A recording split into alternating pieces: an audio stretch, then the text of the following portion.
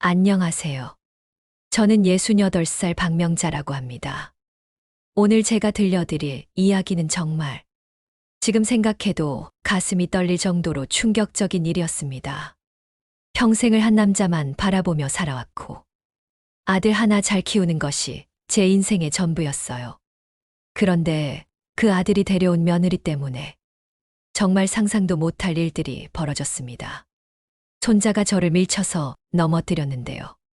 그것도 고의로 화가 나서 양손으로 힘껏 밀었어요. 8살짜리가 68살 할머니를요. 저는 당연히 손자를 혼냈습니다. 지훈아, 할머니한테 이럴 수 있니? 어른한테 손을 대면 안 된다고 몇 번을 말했니?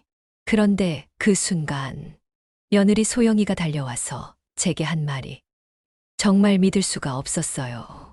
어머님, 애가 뭘 안다고 그러세요? 그냥 장난 좀 친 건데 왜 호들갑이에요? 장난이라고요? 제가 바닥에 넘어져서 손목이 삐었는데 장난이라고요? 하지만 이건 시작에 불과했습니다. 며느리가 그 다음에 한 말은 정말 제 인생에서 들어본 말 중 가장 충격적이었어요. 구독과 좋아요는 큰 힘이 됩니다. 오늘 이야기가 도움이 되신다면 구독 버튼 한번 눌러주시길 부탁드려요. 사실 저희 가족은 그동안 별 문제 없이 지내왔어요. 아들 준호는 작은 무역회사를 다니고 있고 며느리 소영이는 전업주부로 손자 지훈이를 키우고 있었거든요. 제가 사는 집은 서울 강동구에 있는 38평 아파트인데요. 남편 돌아가시고 나서 혼자 살기엔 너무 크다 싶어서 아들에게 함께 살자고 제안했었어요. 처음엔 며느리가 싫어했어요. 어머님과 함께 살면 불편할 것 같아요. 라고 하더라고요. 하지만 아들이 설득했죠. 엄마도 혼자 계시면 외로우실 것 같고, 우리도 전세금 부담이 줄어서 좋잖아. 그렇게 해서 3년 전부터 함께 살기 시작했는데 처음에는 정말 좋았어요. 손자 지훈이가 학교에서 돌아오면 제가 간식을 챙겨주고 며느리가 바쁠 때는 제가 아이를 돌봐주고 아들도 회사 일로 늦을 때가 많은데 제가 저녁을 미리 준비해두면 가족들이 편하게 식사할 수 있었거든요. 하지만 시간이 지나면서 뭔가 이상하다는 느낌이 들기 시작했어요. 며느리가 점점 제멋대로 행동하기 시작한 거예요. 제가 손자한테 뭘 가르치려고 하면 어머님, 요즘은 그런 식으로 안 해요. 라고 가로막고 제가 만든 음식에 대해서도 지훈이가 이런 건 안 먹어요. 라고 하면서 따로 배달 음식을 시키고 그래도 저는 참았어요. 며느리 입장에서는 시어머니와 함께 사는 게 불편할 수 있다고 생각했거든요. 그런데 오늘 정말 선을 넘었습니다. 오늘 오후에 지훈이가 학교에서 돌아왔는데요. 평소보다 기분이 안 좋아 보이더라고요. 지훈아, 무슨 일 있었니? 학교에서 힘든 일 있었어?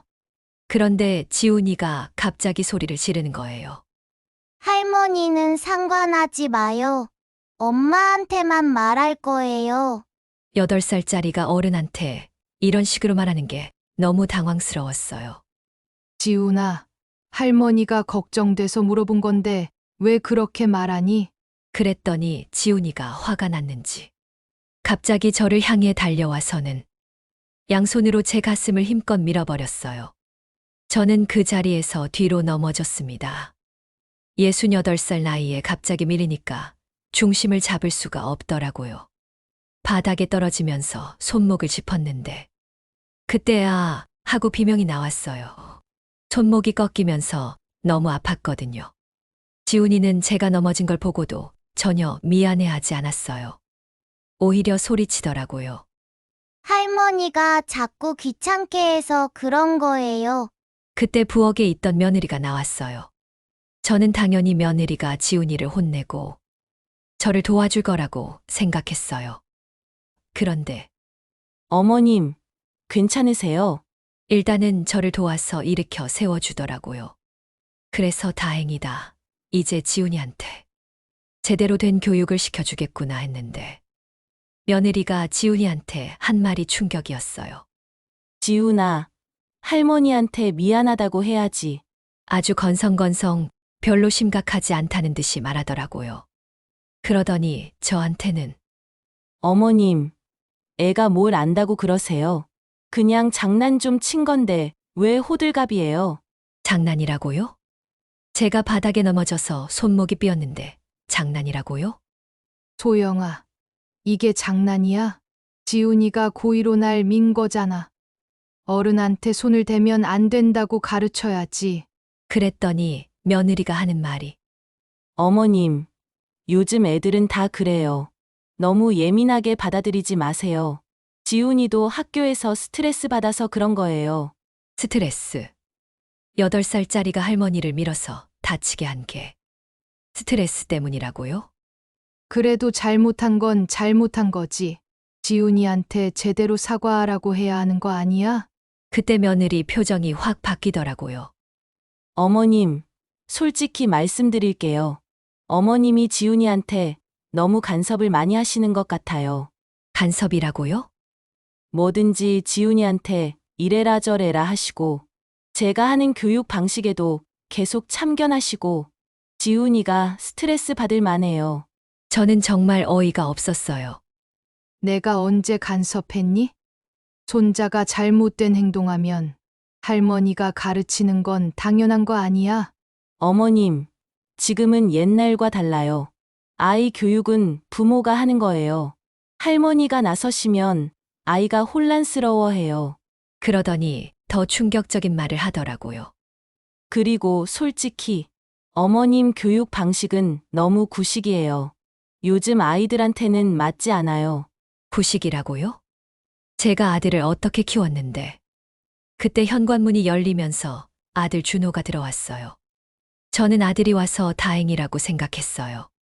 준호야, 지훈이가 할머니를 밀어서 넘어뜨렸는데 소영이가 그런데 아들의 반응도 의외였어요. 지훈이가 그랬다고요? 지훈아, 할머니한테 왜 그랬어? 지훈이는 아빠 앞에서는 새침하게 굴더라고요. 할머니가 자꾸 귀찮게 해서요. 학교 일도 계속 물어보고 그러자 며느리가 끼어들었어요. 여보, 사실 어머님이 지훈이한테 너무 많이 관여하시는 것 같아요. 아이도 자기만의 공간이 필요한데, 저는 아들은 제 편을 들어줄 거라고 생각했는데 엄마, 소영이 말도 일리가 있어요. 요즘 애들은 예전과 달라서 그 순간 정말 천근만근 같은 실망감이 몰려왔어요. 그날 밤 저는 잠을 한숨도 잘 수가 없었어요. 손목은 계속 아프고 마음은 더 아팠거든요. 다음 날 아침 며느리는 아무 일 없었다는 듯이 행동했어요. 지훈이도 마찬가지고요. 아들은 출근하면서 저한테 이렇게 말했어요. 엄마, 어제 일은 너무 크게 생각하지 마세요. 애들이 다 그런 거니까. 그 말을 듣는 순간 뭔가 결심이 섰어요. 이대로는 안 되겠다. 저는 병원에 가서 손목 검사를 받았어요. 다행히 골절은 아니었지만 인대가 늘어났다고 하더라고요. 의사 선생님이 진단서를 써주셨어요. 그리고 며느리에 대해 좀 더 자세히 알아보기로 했어요. 사실 3년 동안 함께 살면서도 며느리에 대해 잘 모르는 게 많았거든요. 결혼할 때도 급하게 진행됐어. 친정 식구들도 제대로 만나보지 못했고, 저는 며느리, 친구들이나 지인들을 통해 정보를 수집하기 시작했어요. 먼저 지훈이 학교 학부모들에게 물어봤어요. 우리 며느리 소영이 어떤 사람인지 아시나요? 그런데 나온 이야기들이 충격적이었어요.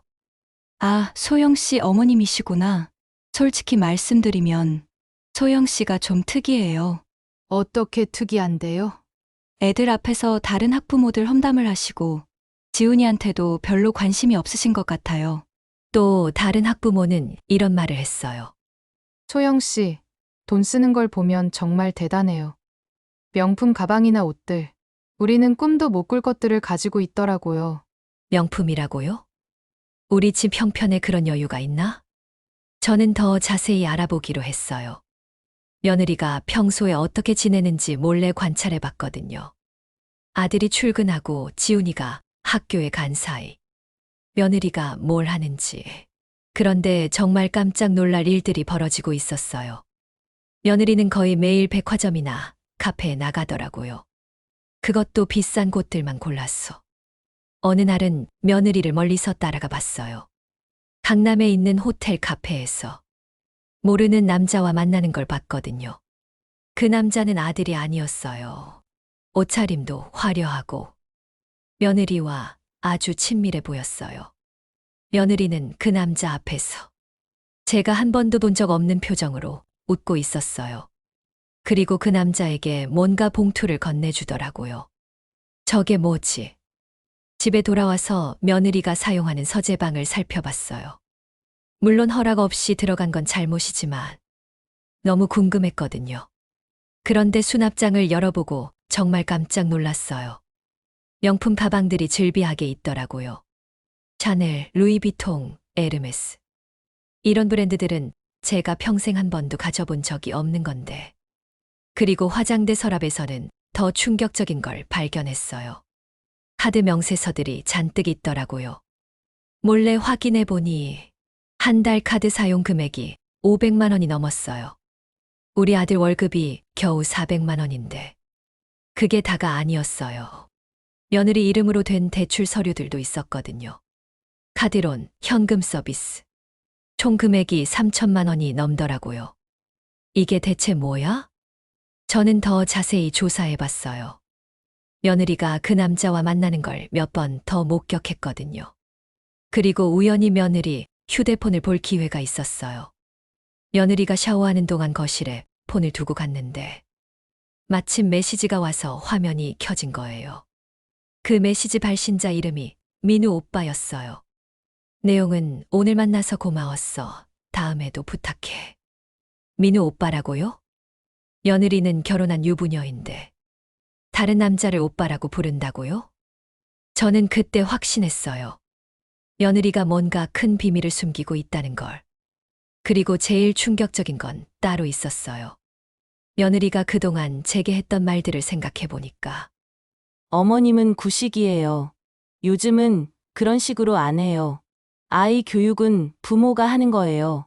이런 말들이 전부 저를 이 집에서 소외시키려는 계산된 행동이었다는 걸 깨달았어요.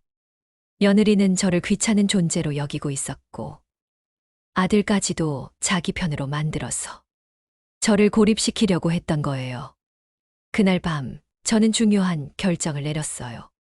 이제 더 이상 당하고만 있을 순 없다고. 저는 며칠 동안 계획을 세웠어요. 단순히 감정적으로 대응하면 안 된다고 생각했거든요. 확실한 증거와 함께 모든 걸 드러내야 한다고요. 먼저 며느리의 카드 사용 내역을 더 자세히 조사했어요.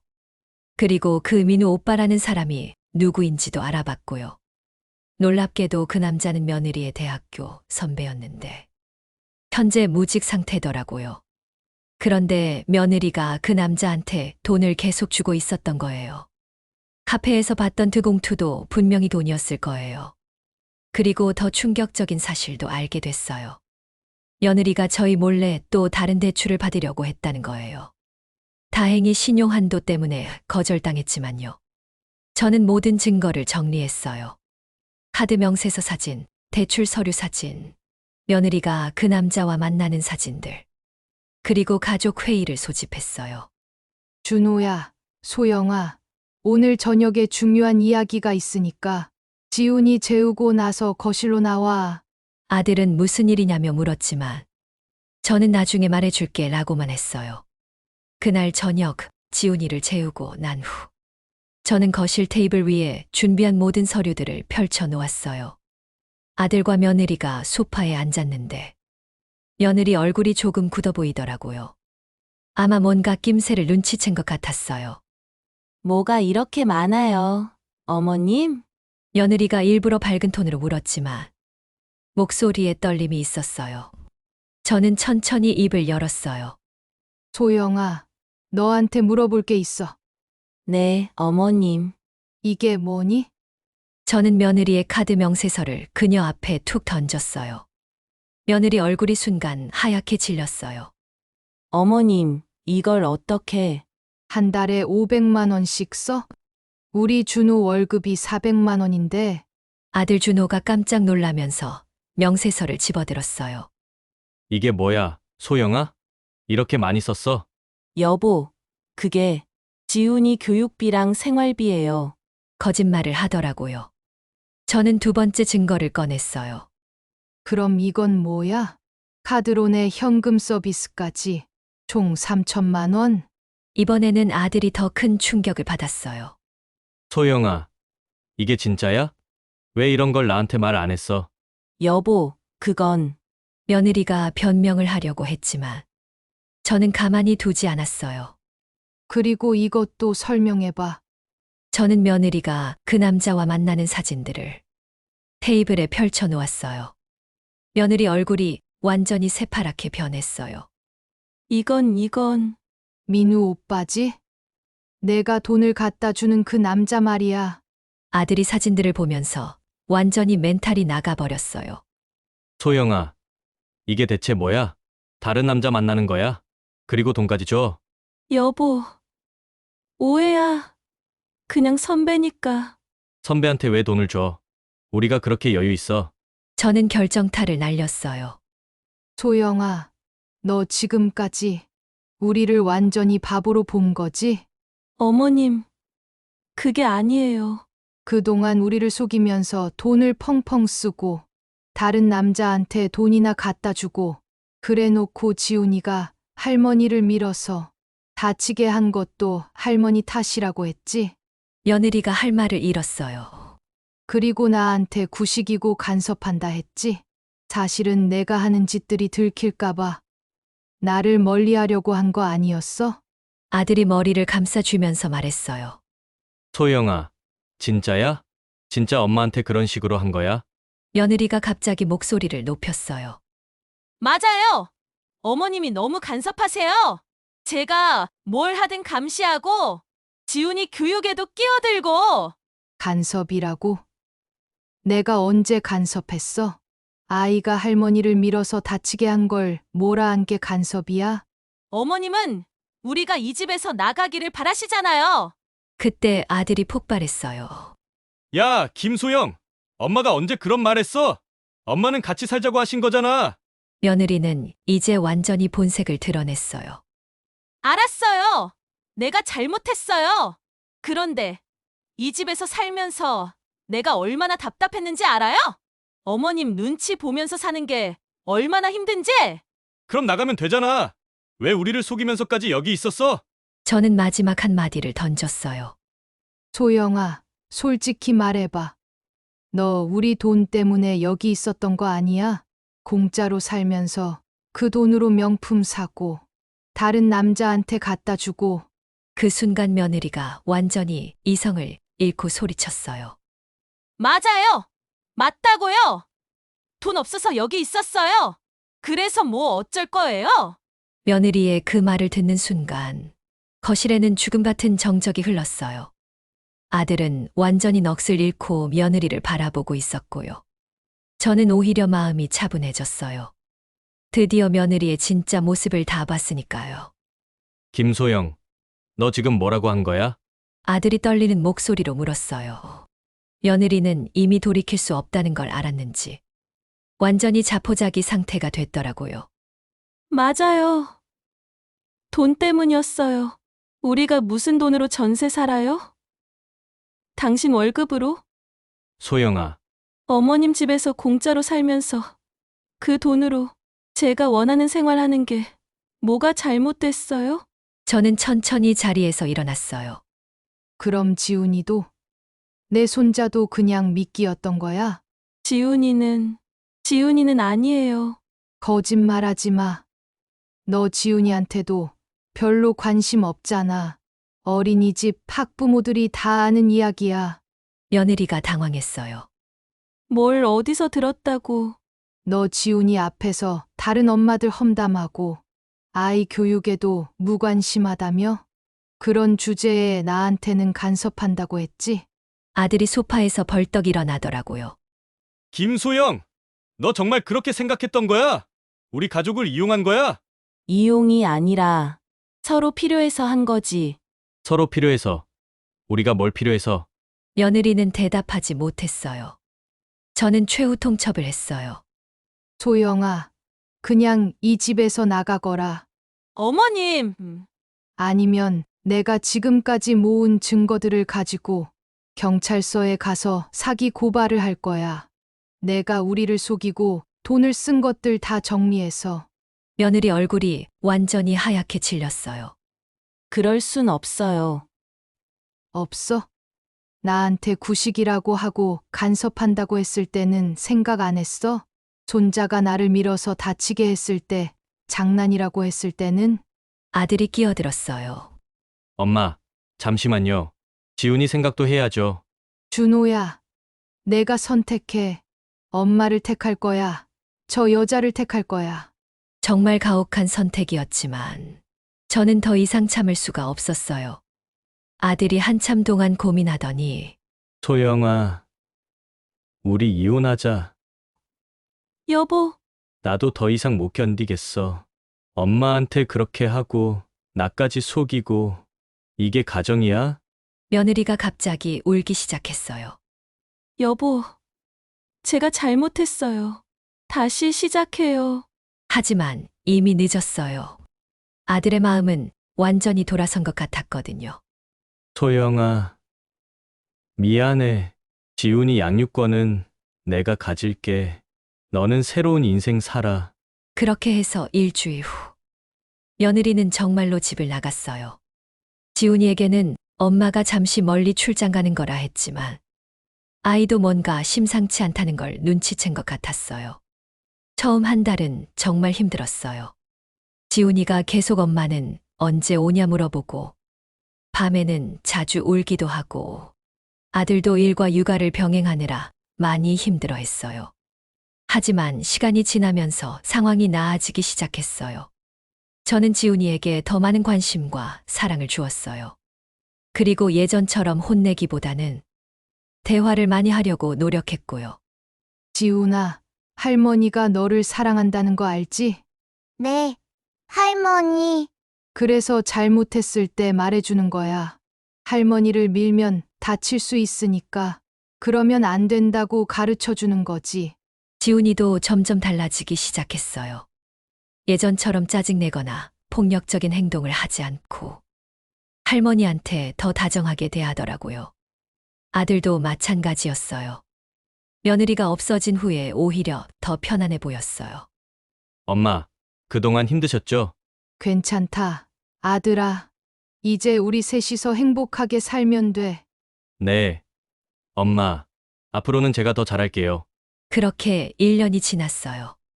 지금 저희 집은 예전보다 훨씬 평화롭고 따뜻해졌어요. 며느리가 떠난 자리가 공허할 줄 알았는데 오히려 집안 분위기가 더 좋아졌거든요.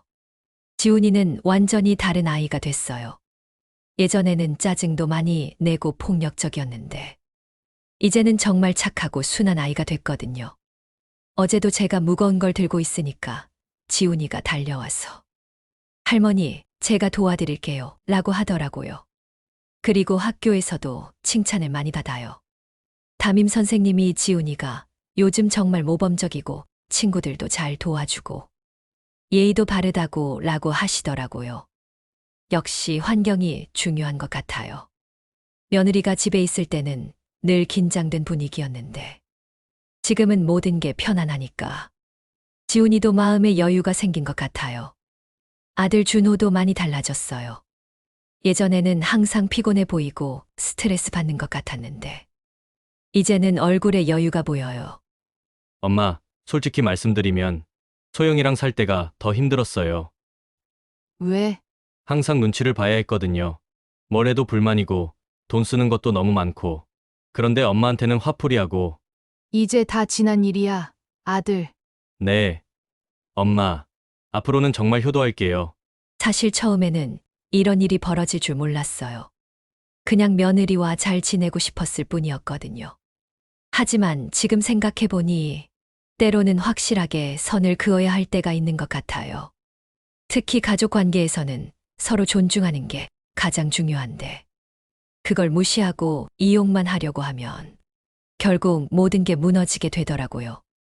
며느리 소영이는 지금 어떻게 지내는지 모르겠어요.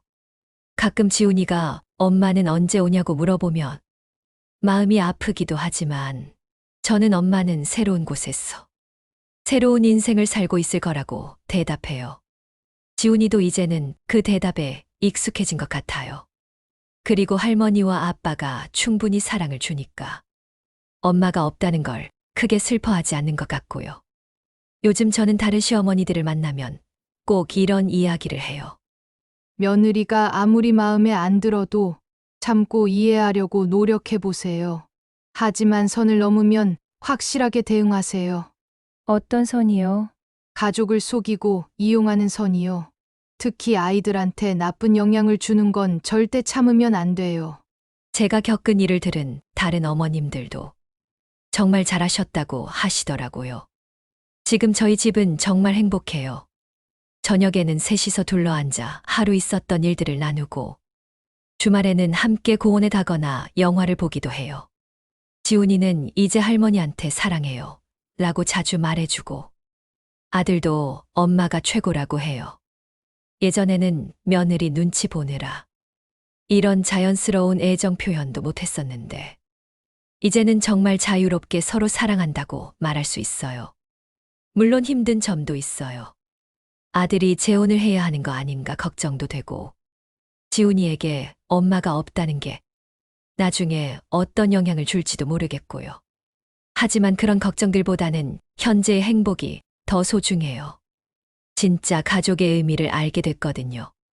시청자 여러분, 오늘 제 이야기는 여기까지입니다. 가족이라는 이름으로 서로를 이용하거나 상처 주는 건 진짜 가족이 아니라고 생각해요. 오늘 이야기가 도움이 되셨다면 구독과 좋아요 부탁드리고 댓글로 여러분의 경험도 나눠주세요. 다음에도 더 좋은 이야기로 찾아뵙겠습니다. 감사합니다.